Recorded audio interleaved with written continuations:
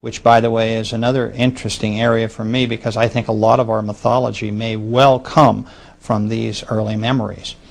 So I must tell you that there are clients who have had no other incarnating experiences except on Earth, but also many that have had off-world experiences as well.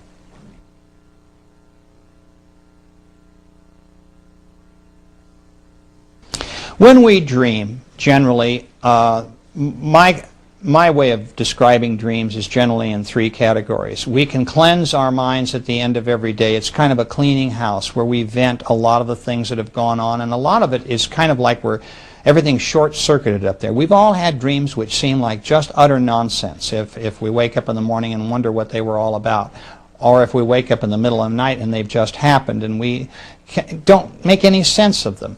We also have those dreams which are problem-solving dreams. We go to bed with a specific problem, and somehow in the morning we wake up and our answer is beginning to formulate. So that's a very cortexual type of dream where we're really analyzing a problem, and our sleep state is helping us resolve that. Then we have what I call spiritual dreams. The dreams that I've just described in terms of flying dreams or water dreams, where in fact we are creatures that we don't understand in a conscious state, but we're reliving earlier experiences. I might also mention that the problem-solving and the spiritual dreams can overlap. We may receive help from a guide in the middle of the night to some major problem that we just can't seem to solve during the day, and our minds are not open to receiving information from our guides. Maybe we're not people who meditate.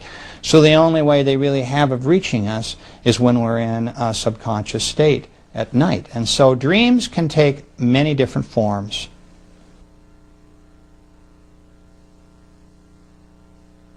Future lives is an area that I do get into occasionally. Some of my colleagues enjoy working a lot with progression. That's the difference. It's progression instead of regression. And I've heard some interesting, I've had people who have been on starships because they're seeing into the future. A lot of times, though, I don't like working in the future, even when a client is able to talk to me a little about it, because of the fact that I think from a karmic lesson standpoint, it's better that they not know what's coming up.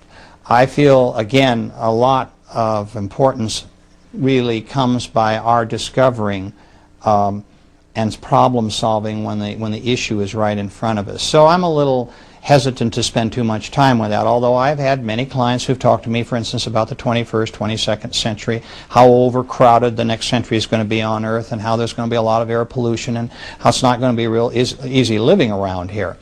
In fact, it's made my wife and I come to the conclusion I think we'll wait a century before we reincarnate together again. But I must tell you, too, that the fact of time often comes into this. People who ask me questions about whether it's possible to see into the future are suddenly confronted by this business of time, the past, present, and future all being capsulized into one action. And this is confusing for them. It doesn't bother them so much when we talk about past lives and our current life.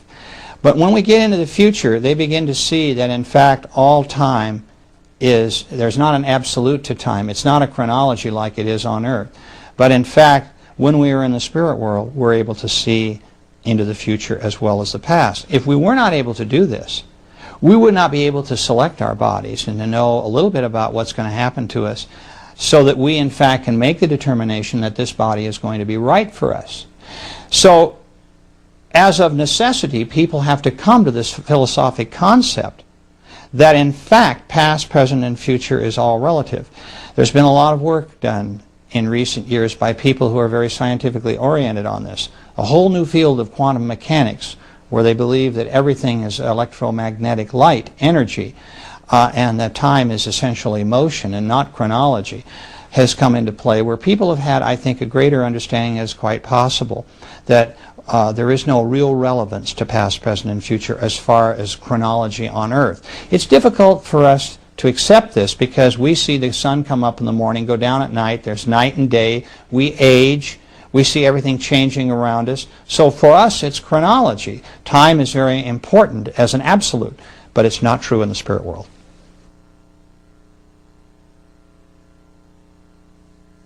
When they decide, and their guides are also involved in this decision, that it's time to come forward and be reincarnated again, they go to a place where they can study the bodies that they're going to be given as choices. Now, I find this varies between clients. Some clients are given 2 or 3 choices, other clients are given basically 1 choice, but I have almost never found a client who has said, I don't like that choice.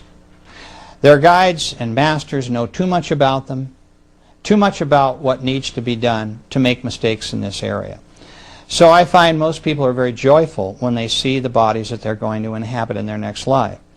They look almost as if they go into a television studio or a movie theater and see in stop action certain aspects of the life to come, to see whether their soul will fit into the personality of the body that they're going to inhabit, and see how that will work in terms of their coming forward. Now, I'd like to say that it's an extremely important part of my work to understand how the soul mind of my client is interfacing with their earthly mind in the ego of the body, the brain in which they're now incarnating as a person in this particular life. Because, as I mentioned before, we have different soul egos that combine with different bodies. And it's true that in the womb, when we're analyzing what this mind is like and how we might combine with it, there is a duality. Once we are born, that fusion has taken place. It is not as if the soul is an alien form. That baby recognizes this intelligent life and welcomes it. After all, if we were to take the soul out of, say, a human body, we would probably have raw emotions. There would be a survival instinct. We'd have aggression. We'd have passivity. All those things which are influential to a soul. But emotions are very peculiar to a body. A soul has to learn how to cope with that. So the soul brings to the body intuition, imagination, a concept of morality, these sorts of things. So this is very important when a soul is looking at that new body and deciding whether this body is going to really be right for them. So what happens after this viewing period is over, souls go back and say goodbye to their soul mates and their soul groups and their guides, and then they are brought forward into that new body in the womb of their mothers.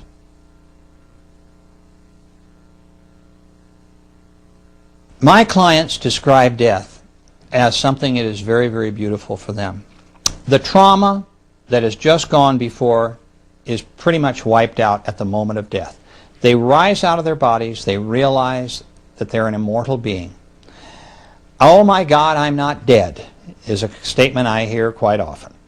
And they look back at their bodies, and of course all of their memories of all of who they are as souls and all their past lives come crashing in, and they realize that this life they have just lived is transitory. Not that they can't feel sadness for the husband and wife who is at their bedside, for example, or a child. But souls don't feel sadness the same way human beings do, because they're immortal beings. They understand that they will soon be joined by these folks they've left behind.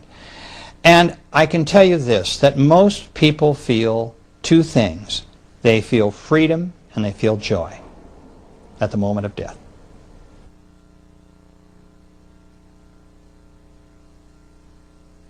The disturbed souls are those that may have been murdered, for example, or may have lived very, very traumatic lives.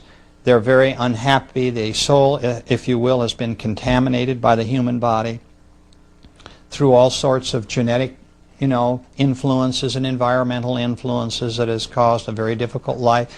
Maybe also it's a young soul that has had a hard time coping with the particular difficulties of that mind, where a more advanced soul could get through it.